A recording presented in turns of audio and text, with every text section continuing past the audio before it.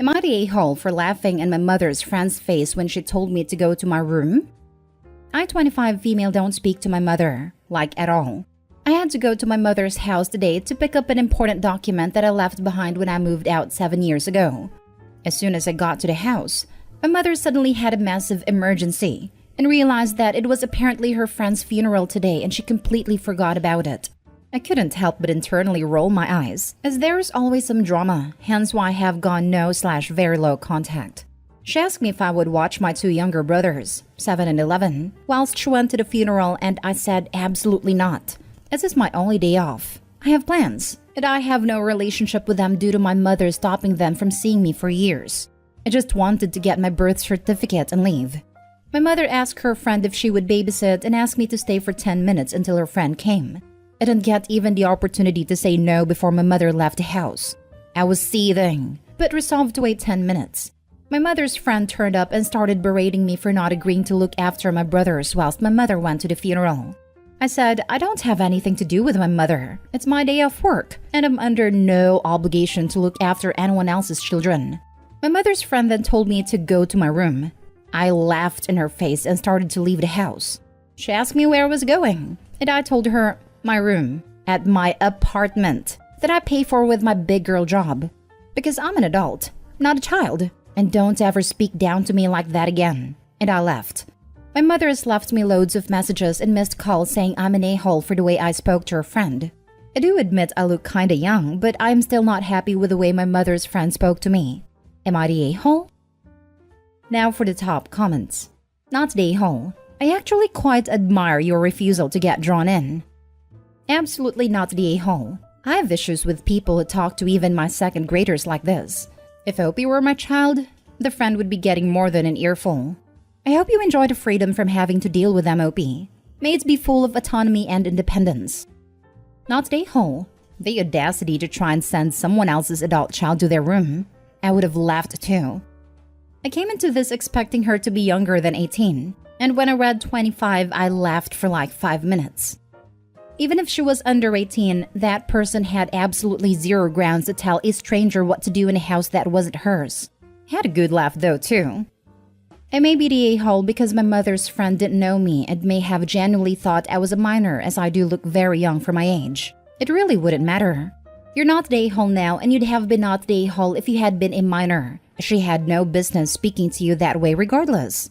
The fact that adults can quite often get away with behaving badly towards children because children don't usually have the ability to do what you did here doesn't mean that their behavior is good. It just means they can get away with it. She behaved like an A and you spanked her.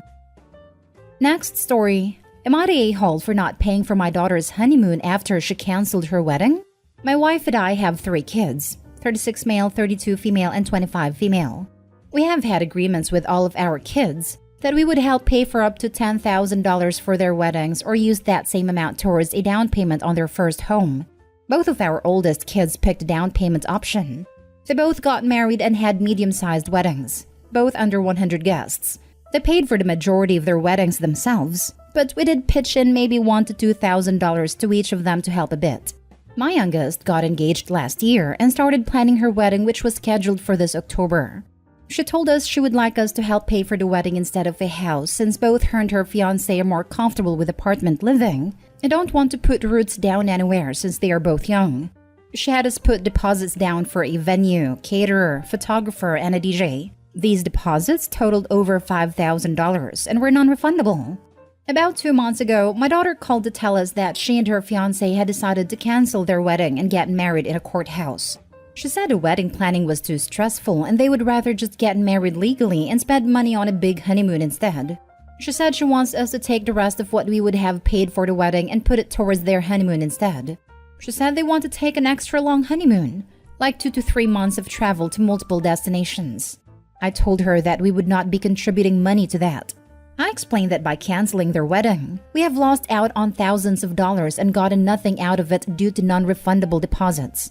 Mind you, we never questioned any of their choices regarding wedding planning, and were not involved in any of the decision-making. I literally just wrote checks to vendors.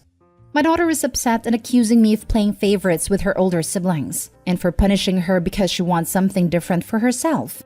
I told her that the situations are not the same, and that giving her thousands of dollars for her to bum around Europe and Asia for a few months was never something I agreed to. My wife wants to give our daughter a few thousand to try and even things out, but I am firmly against this. The way I look at it, we already gave her thousands of dollars and she decided to literally throw all of that money away. I understand wedding planning is stressful, and if they want a courthouse wedding, that is their choice. But it also wasn't their money that they lost by canceling the wedding. It was ours. My daughter thinks I am being an a-hole about this, and my wife wants to just give her the money to keep the peace. But I feel like that just completely absolves our daughter of what her decisions have cost us. I don't want to pay for her wanderlust after she cost me thousands of dollars. Not an a-hole, but I would encourage you and your wife to inform them that the remaining balance of the money is available to help contribute to a down payment on a home at a future date. This way, you are not playing favorites. You are not punishing her for changing her mind about the kind of wedding she wants. And you are still only using the money for purposes you are comfortable contributing to. Note, I get that you are annoyed at the loss of non-refundable deposits. But you are skating perilously close to an a-hole rating by framing it as she decided to literally throw all of that money away. And I wouldn't be at all surprised if that attitude is what your wife is reacting to. You are succumbing to the sunk cost fallacy. That money would have been gone no matter whether your daughter went through with the wedding or not. The only thing different is that, by realizing that she didn't want the big wedding, she has stopped spending additional unnecessary money. Not a hole. She wasted $5,000. No way in hell I'd give her more money. While she had a right to change plans, she doesn't have a right to ask for more money. I don't think she had a right to change plans without reimbursing her parents. She literally threw their money away and felt entitled to do so because it's my wedding. No. You take someone else's money, then use it for the intended purpose, or you give it back. Not a hole. Not a hole. Throwing away your money was an a-hole move, and I wouldn't give her more personally. If she had asked for the money for a honeymoon up front because she wanted to do a courthouse wedding instead, then that's one thing. But to be so disrespectful with your gift and then ask for more? That's just incredibly entitled. I am also curious what jobs they have that they can take a multi-month honeymoon. According to them, this is their plan. Not renew their lease on their current apartment and move in with fiancé's parents post-wedding/pre-honeymoon. Quit their jobs to go on their honeymoon. Use their own savings and my $5,000 to travel cheap around Europe and Asia. Think backpacking and hostels type of travel for 2 to 3 months. Then come home, live with fiancé's parents for a bit while they get jobs and figure out their next steps. Next story is titled, Am I the a-hole for telling my cousin I don't care she has 3 years to live? I have a second cousin called Jane. She is very close with my parents. We weren't close because she's always been kind of mean to me, but as we live in the same city and my parents often work long hours, she often accompanied me to extracurricular activities by taking the bus with me downtown as she was the only one available. I got her a nice Christmas gift this year with allowance I saved up, so I don't think I've been ungrateful for what she's done for me. I'd also like to note I'm not that young, 16 female. It's just my parents are weird about public transportation because I'm very small and a girl, and my mom was often harassed on the bus when she was young. Jane was unfortunately diagnosed with cancer recently and was given an estimate of 3 years left. Ever since she received the news, she's often done things like cutting in long lines and asking for discounts normally only available to service workers with the phrase, "I've only got 3 more years. We gotta make 'em good." Recently, my parents asked Jane to escort me on a flight to visit my family who lived in another state for 2 weeks. I'd never flown alone before, so the deal was that Jane would fly with me there and show me how things worked, return home without me, and then I would fly home alone after I knew how. My parents covered everything, plus some nice skincare for Jane as a thank you. On the flight, she stretched out her knees and legs onto the seats in front of us. When the person understandably turned around to complain, she used a stupid excuse about the 3 years to live thing again. The person said they were sorry about that, but to please put her legs in her own space. She kicked her legs around a bit and then put them so her knees were resting on the back of the seat in front of us. I told her she was acting childish, and she said that she deserves to be comfortable in her last years of life. I then told her that me and others around her don't care about her living life to the fullest at the expense of others. She was really quiet for the rest of the flight, and I feel horrible. I know I could have phrased it nicer, but I was sick of her being a jerk to random people. So, am I the a-hole, and how much? Edit. Just so you guys know, Jane really likes flying, so she was very excited to be the escort. She was also visiting a friend in the city. She also takes me on public transport about 1 to 2 times a month. Sorry if this is unnecessary, just trying to answer some questions. Now for the top comments. Not day whole. I am terminal, with about a year, but I don't act entitled to anything. When I'm feeling down or my emotions run high, I spend time by myself so as to not offend anyone else. I am thankful for every single moment and am living life to the fullest, but not at the expense of others. Thank you so much for this comment. OP, this person is one of those who will be missed when they leave. Your cousin is trying very hard to make people not miss her. Not day whole. Like you said, you could have phrased it nicer, but she needed a wake-up call that "I'm dying" is never an excuse to treat others poorly. Hopefully, a reprimand from a 16-year-old will be enough to knock some sense in her.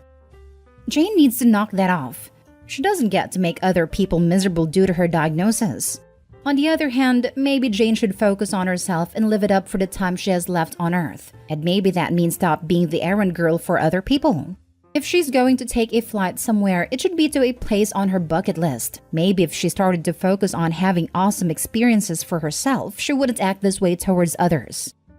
Not the a-hole. It sucks that your cousin has only 3 years to live. However, that does not give them the right to treat everyone like dirt. You're right to call them out. It's pretty character revealing though. Like money provides certainty that you'll be okay, this diagnosis provides certainty of Jane's fate. What does Jane do now knowing that she hasn't gotten much time left? Be horrible to others. It's revealing, but hold your horses. This is a teenage girl dealing with a terminal diagnosis. We can call her out for being horrible, but this may just be her initial reaction to figuring out that she's going to pass away. That's heavy stuff. Hope her family should talk to her. Last story is titled, "Am I the a-hole for telling my son that I don't think he'll be as successful in life as his sister?" I, 46 male, am the father to 2 children, 19 female and 16 male, with my wife, 44 female. My daughter is entering her sophomore year of college, and I recently posted a picture of her to social media and captioned it with, "My daughter is entering her sophomore year of college. I am so proud of her. She will go on to great success in life." For some reason, this bothered my son. He asked me, "Why don't you ever post anything about how proud you are of me? You always do about my sister." I told him that once he reached certain milestones, I would. He then said, "Well, I've still done things with my life so far, but you never acknowledge those things." I then told him, "Look, son, you are highly intelligent. Your sister is smart. You're smarter. I watched you both grow up and develop, and I'm telling you, you're in the upper echelon. But you're not half as hardworking or conscientious as her, which is why I'm probably always going to be bragging about her more than you. Start applying yourself to life the way you do video games and D&D, and that will change." My wife thinks that what I said to our son was hurtful and unnecessary. I think I was just being honest and trying to give him a wake-up call. I just want him to live up to his potential. Am I the a-hole? Info. Is this part of a plan of systematically demotivating your son? Or did you just feel he needed extra demotivation on this particular occasion? No, just the opposite. He is so intelligent and has so much potential, and it's just frustrating to watch him squander it. He's 16. What is he supposed to be doing with his life right now in your eyes? Right? When I was 16, I also played video games and fooled around with my friends. I managed to graduate college and get a decent job/life.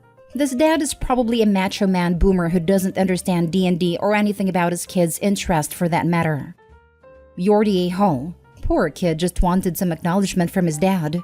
You can't boast about one child and not expect the other to feel a little left out. Oh, don't forget that he said out loud that the son is smarter than the daughter. Wait to insult both of your children. OP, you're the a-hole. He heard 2 kids in one sentence. You're the a-hole. Are you saying your son honestly has done nothing worth you posting about? How do you know he's so smart? You can't brag about that? Also, do you know that highly intelligent people often have such high expectations placed on them that they need to have escape valves such as playing games or they self-destruct? Yep, we self-destruct. I'm the technically smartest of 4 kids, but I'm the only one living near the poverty line with bad mental issues. And the other 3 are pretty successful. They/their families and my parents are wonderful. They never give me grief about failing to live up to my potential. Never make me feel bad that I don't have money and can't do the things they can do, like international travel for fun. I also don't ask them for money or make them feel bad for having it. If they want to invite me to family dinners at a restaurant, they know they'll be paying. But I never invite myself or try to guilt trip them. If something serious happens, I could ask them to borrow money because I don't do it frivolously. And I give them realistic times of how long it would take me to pay them back. Also, celebrating their success doesn't diminish me.